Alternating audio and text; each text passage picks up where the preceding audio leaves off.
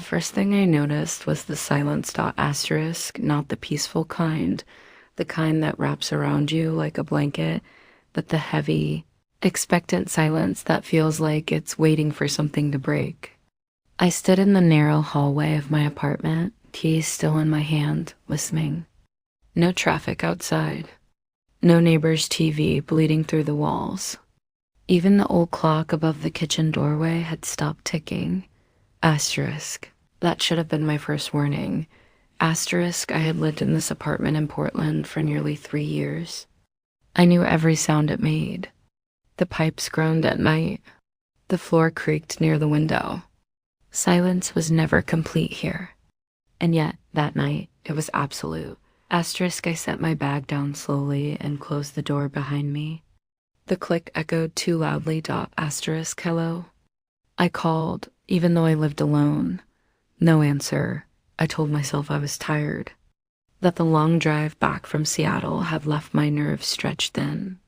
I took off my coat, hung it neatly, and walked into the living room. That's when I saw the envelope. It sat perfectly centered on my coffee table.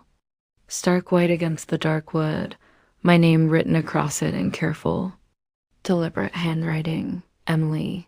My chest tightened. Asterisk, I hadn't told anyone I'd be out of town. I hadn't asked anyone to check on my place. And I was absolutely certain I had not left an envelope there. Asterisk, I picked it up, half expecting it to feel heavier than paper should. Inside was a single sheet, folded once. It knows. That was all it said. Asterisk, I read it 3 times, my pulse pounding louder with each pass. No signature. No explanation. Just 2 words that landed like a verdict. Asterisk, it knows what. Asterisk, I sat down slowly, the room suddenly feeling smaller, closer. My mind raced through possibilities. Work? No. My personal life? That didn't make sense. I was careful. Always careful, or at least I thought I was. My phone buzzed in my hand before I realized I had picked it up. A text message from an unknown number. You shouldn't have come back alone. I stared at the screen, my breath shallow. My first instinct was to call the police. My second was to call anyone, but I didn't know how to explain what was happening without sounding unhinged. Asterisk before I could respond. Another message came through. Check your voicemail. I hesitated. Then opened it. Asterisk. There was one new message. No timestamp. No number. I pressed play.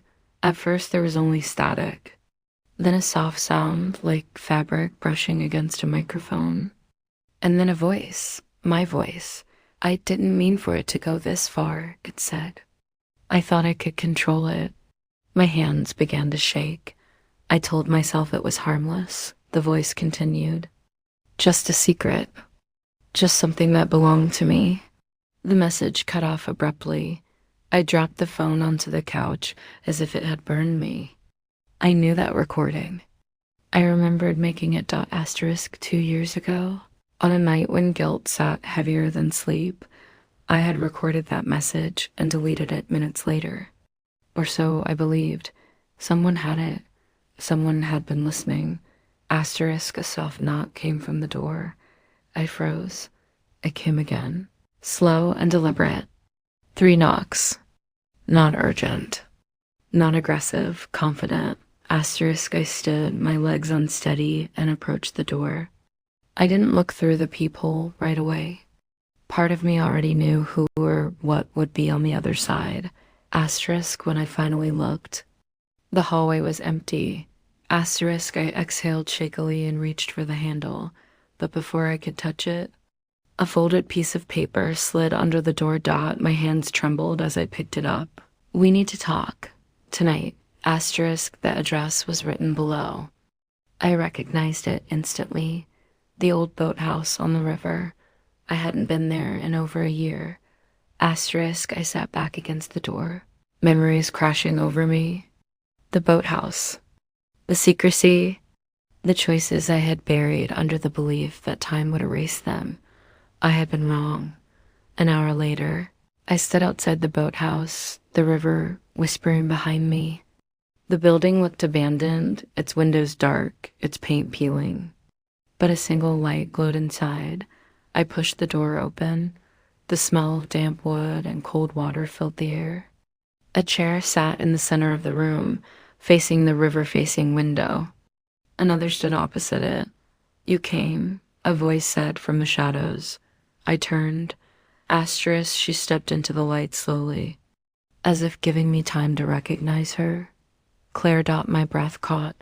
She looked almost the same as she had the last time I'd seen her, calm, composed, eyes sharp with intelligence. The only difference was the expression on her face. It wasn't anger, it was certainty.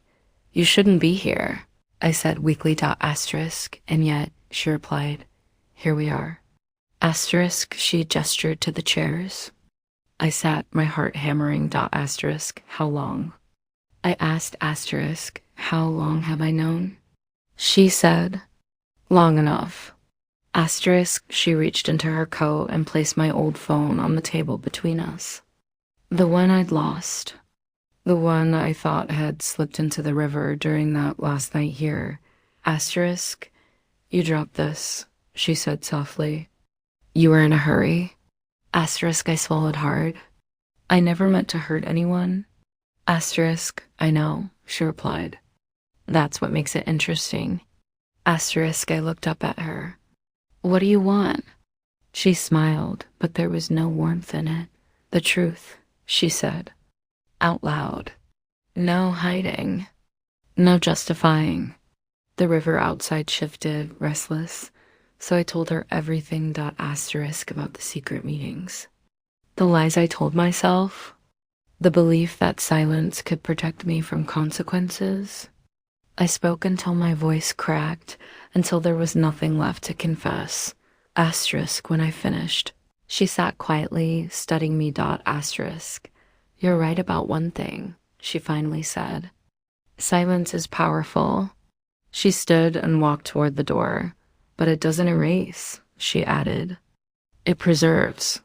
My phone buzzed in my pocket. A notification. A scheduled email. One I didn't remember setting. Sent. Claire paused. Her hand on the door. Asterisk, by the way, she said calmly, "You might want to check your inbox." The door closed behind her.